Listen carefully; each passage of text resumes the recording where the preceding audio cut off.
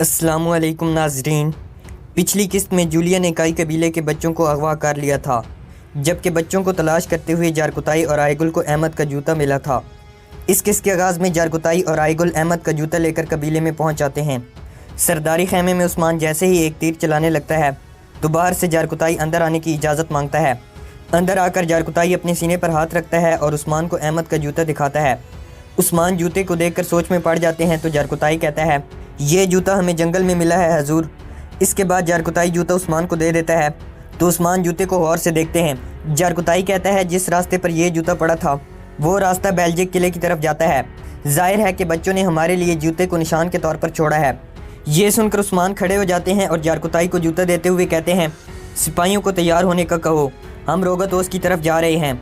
जारकुताई अपने सीने पर हाथ रखता है और वहाँ से चला जाता है। बाहर बहादुर एक जगह पर खड़े होकर गोगचे का इंतज़ार कर रहा था।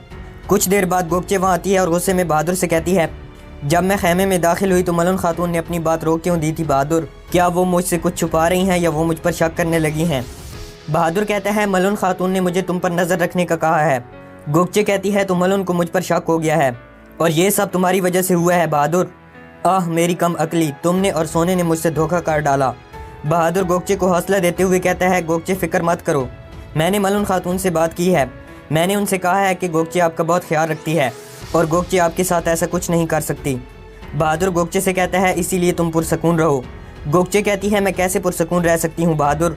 गोंचा खातून मेरी वजह से ज़ख्मी हुई है। अगर उन्हें भिनक लग गई तो वो लोग मुझे ज़िंदा नहीं छोड़ेंगे।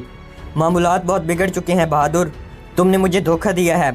बहादुर गोगचे से कहता है, सब्र करो और अपने आप को बेनकाब मत करना, बाकी सब मैं संभाल लूँगा। गोगचे कहती है, यकीनन तुम संभाल लोगे बहादुर, लेकिन अगर बात मुझ तक पहुंची तो मैं अकेली नहीं मरूंगी बल्कि तुम्हें भी अपने साथ लेकर मरूंगी। दूसरी तरफ उस्मान और उसके सिपाही अपने घोड़ों पर सवार होकर बेल्जिक किले की जानिब निकल चुके थे। इधर बेल्जिक किले में तुर्गुत रोगतोस के पास आया हुआ था। तुर्गुत रोगतोस से पूछता है, तुमने मुझे यहाँ क्यों बुलाया है रोगतोस? रोगतोस कहता है, किलेदार अब मुत्तहिद हैं तुर्गुत साहिब। तुम्हें मालूम है कि कोशिश के साथ होने वाला तुम्हारा मुआहदा हम सब पर इतलाक करेगा।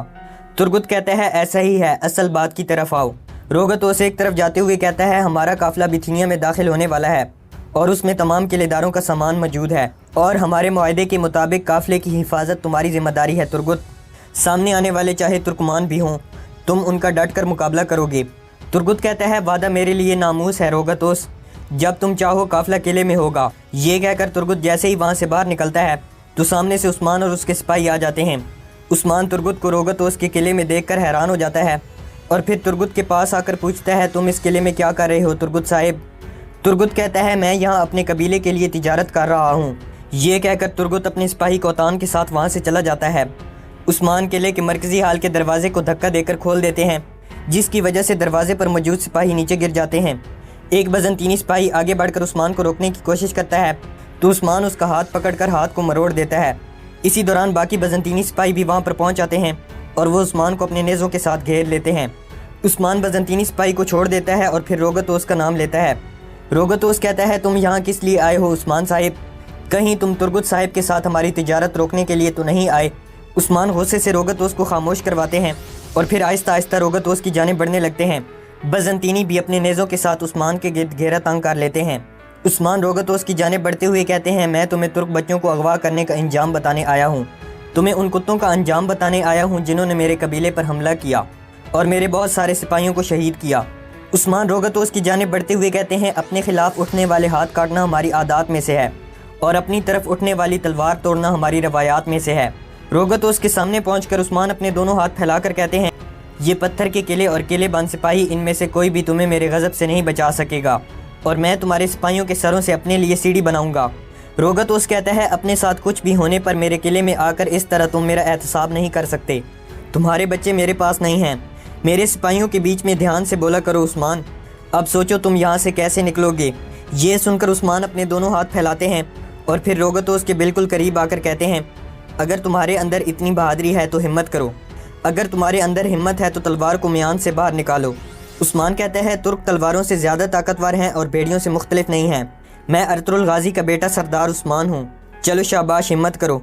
रोगतोस जब कोई हरकत नहीं करता तो उस्मान कहते हैं, लेकिन तुम्हारे अंदर मुझे कत्ल करने की हिम्मत नहीं है और रही बात कि मैं इस किले से कैसे निकलूँगा, तो जान लो कि जैसे भेड़िया भेड़ों के रेवड़ से निकलता है میں بھی یہاں سے ویسے ہی نکلوں گا، اگر تم میں ہمت ہے تو مجھے روک لو۔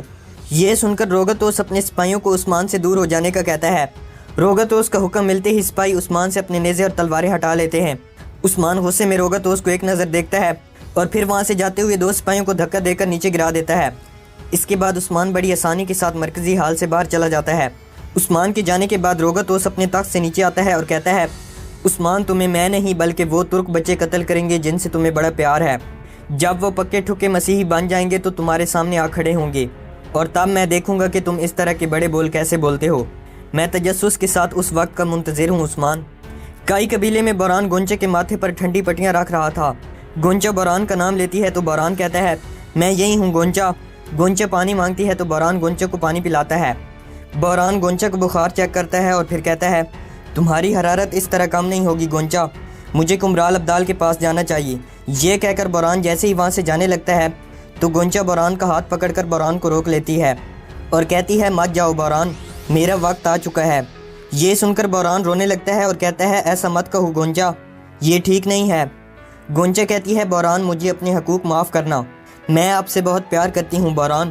بوران جذباتی ہو کر کہتا ہے، مجھے چھوڑ کر مت جاؤ، ابھی تمہارا وقت نہیں آیا، ابھی تو ہمارے خوبصورت دن باقی ہیں۔ کیا اتنا جلدی مجھے اکیلا چھوڑ کر جانا ٹھیک ہے؟ میں تمہارے بغیر کیسے رہوں گا گونچا؟ گونچا کہتی ہے، میں تم سے راضی ہوں بوران، خدا را اپنے آپ کو تکلیف مت دو، ظاہر ہے اس دنیا میں میرے دن اتنے ہی تھے۔ بوران کہتا ہے، تمہارے بغیر میری دنیا ادھوری ہے۔ گونچا کے خیمے کے باہر کچھ خواتین انتظار کر رہی تھیں۔ اسی دوران بالا کی طبیعت بگڑنے لگتی ہے تو ملن بالا کے پاس آ کر پوچھتی ہے، کیا تم ٹھیک ہو بالا؟ بالا سلجان سے کہتی ہے، مجھے گونچا کو ایک نظر دیکھنا ہے۔ اندر گونچا کی طبیعت مسلسل خراب ہو رہی تھی۔ یہ دیکھ کر بوران پریشان ہو جاتا ہے اور اپنے خیمے سے باہر آ جاتا ہے۔ باہر آ کر بوران خواتین سے کہتا ہے، گونچا کی حالت خراب ہو رہی ہے۔ یہ سن کر بالا اور تمام خواتین اندر خیمے میں آ جاتی ہیں۔ سب خواتین گونچا کی حالت کو دیکھ کر پریشان تھیں۔ اسی دوران گونچا کلمہ شہادت کہتی ہے اور خالق حقیقی سے جا ملتی ہے۔ یہ دیکھ کر بوران گونچا کو پکارتے ہوئے بہت زیادہ روتا ہے۔ بالا اور بوران گونچا کے ساتھ لپٹ کر زاروں قطار رونے لگتے ہیں، جبکہ باقی خواتین بھی اپنی آنسوؤں کو کنٹرول نہیں کر پاتی اور وہ بھی گونچا کی شہادت پر بہت زیادہ روتی ہیں، اور اس طرح گونچا بوران اور کائی قبیلے کے لوگوں کو ہمیشہ کے لیے چھوڑ کر چلی جاتی ہے۔